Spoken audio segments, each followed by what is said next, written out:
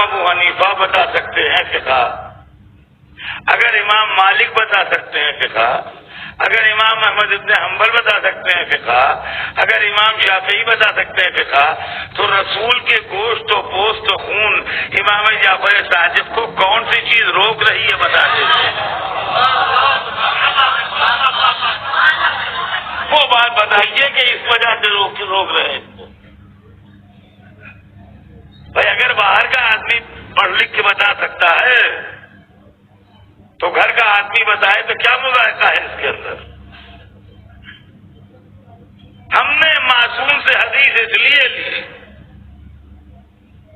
کہ حدیث کے راوی ہماری نظر میں مشکوک ہو گئے۔ یہ باتیں سیدھی سیدھی ہیں، یہ بچوں کے ذہن میں پڑی رہ جائے۔ حدیث کے راوی ہماری نظر میں مشکوک ہو گئے۔ کیوں مشکوک ہو گئے؟ اس لیے کہ جب جواہرات میں امیٹیشن ملا دیے جائیں تو سوائے جوہری کے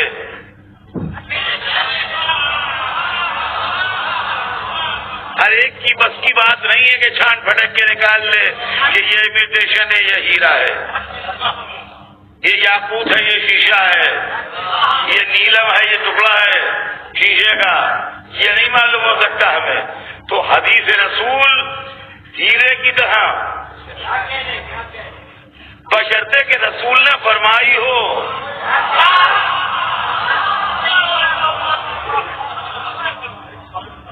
حدیث رسول کی ہیرے کی کوئی قیمت نہیں اس کے آگے، ہیرا کوئی حیثیت نہیں رکھتا حدیث رسول کے آگے، بشرطے کے دہان اقدس سے نکلی ہو اور ہم نسبت دے دیں رسول کی طرف اور رسول نے فرمایا نہ ہو تو بھیا وہ شیشہ ہیرا نہیں ہو سکتا، وہ شیشہ ہیرا نہیں ہو سکتا۔ عالم اسلام میں غلط حدیثوں کا وجود ہے، اس کو سارے علماء مانتے ہیں۔ یہ غور کیجیے گا اس بات کو، عالم اسلام میں غلط حدیثوں کا وجود ہے، اس کو سارے علماء مانتے ہیں۔ اب آئیے میں آپ کو اس کی ہسٹری سناتا ہوں۔ امام احمد ابن حنبل فرماتے ہیں، جنہوں نے مسند احمد ابن حنبل لکھی ہے، کہ مجھے 3 لاکھ حدیثیں یاد تھی۔ فرماتے ہیں مجھے 3 لاکھ حدیثیں یاد ہیں، مگر میں نے احتیاطاً اپنے مسند میں، وہ مسند کہتے ہیں حدیث کی کتاب کو، اپنے مسند میں 30,000 حدیثیں لکھی ہیں جو میری نظر میں صحیح و معتبر ہے۔ 3 لاکھ میں 30,000 کا کیا حساب بنا؟ جی 10% ہے، یعنی 2,70,000 حدیثیں انہوں نے ڈیلیٹ کر دی، ان کے خیال میں وہ معتبر نہیں تھی۔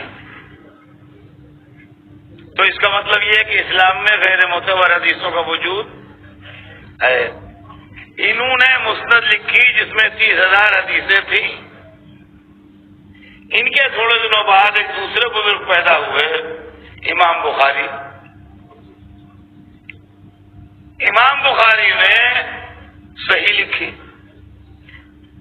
اس میں قریب 6,000 حدیثیں، 30,000 میں سے 6,000 کا سلیکشن ہوا۔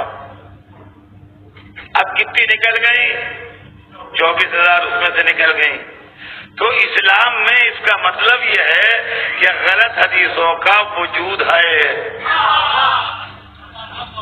جی غلط حدیثوں کا وجود ہے۔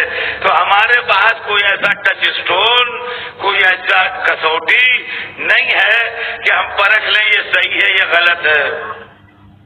لہذا ہم نے معصوم کا دامن ہاتھ میں لیا کہ ہمیں جو کچھ لینا ہے ان سے لینا ہے۔ اب رہ گیا یہ سوال کہ آپ مانتے کیوں نہیں؟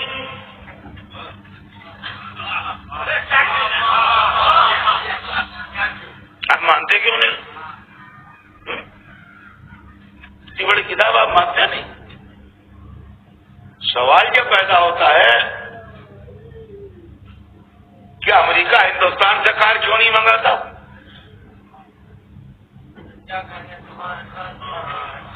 انڈین میڈ گاڑیاں منگائے امریکہ، سفیر سے اپنے احتجاج کروائیے کہ ہمارے آٹو موبائل کیوں نہیں منگاتے آپ؟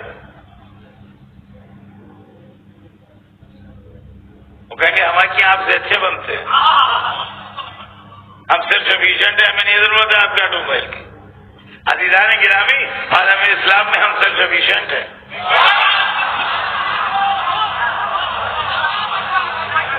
ہمیں نہیں ضرورت ہے کسی کی۔ رہ گیا ہے کہ ماننے نہ ماننے کی بات جہاں تک ہے، ماننے نہ ماننے کی وجہ آپ ہم سے سنیے، کلیکٹر صاحب کے سنیے گا، کلیکٹر صاحب کی سنیے گا۔ حدیث کمپائل کرنے والے کا ایک معیار ہوتا ہے، ایک اسٹینڈرڈ ہوتا ہے، اور اس بنیاد کے اوپر وہ حدیث کمپائل کرتا ہے اور لیتا ہے راویوں کی بنیاد کے اوپر۔ بخاری میں قاتلان حسین سے روایتیں تو ہیں، مگر امام بخاری امام جعفر صادق کو سچا نہیں سمجھتے، اور انہوں نے امام جعفر صادق سے کوئی حدیث نہیں لی ہے، مگر قاتلان حسین سے حدیثیں لی ہیں۔ تو اگر ان کی نظر میں قاتلان حسین معتبر اور امام جعفر صادق غیر معتبر ہے، تو ہماری نظر میں وہ غیر معتبر ہے۔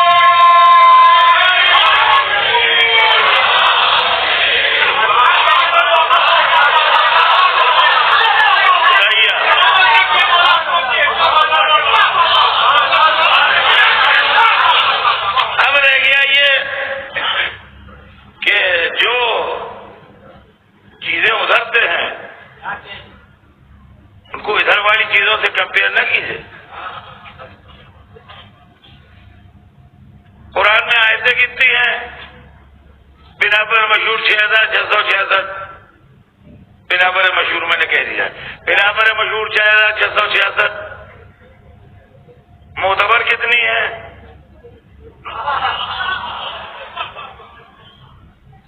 کہ معتبر کا کیا سوال؟ سب معتبر ہیں، 6666 معتبر ہے۔ معلومہ قرآن جتنا ہے سب معتبر ہے۔ حدیث کے اندر جہاں ہمارا دخل آیا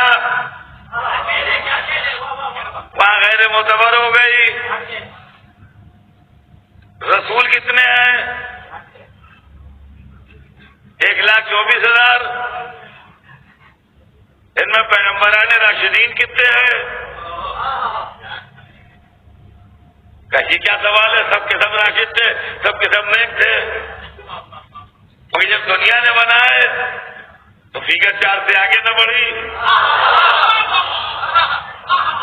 تو عزیزان گرامی، غور طلب بات یہ ہے کہ یہ دین کا مسئلہ ہے، ہم اس کے اندر جو اہل بیت کو ہم نے اپنا رہبر بنایا ہے وہ اس لیے بنایا ہے کہ اہل بیت کے علم کے اوپر ہمیں اعتبار ہے۔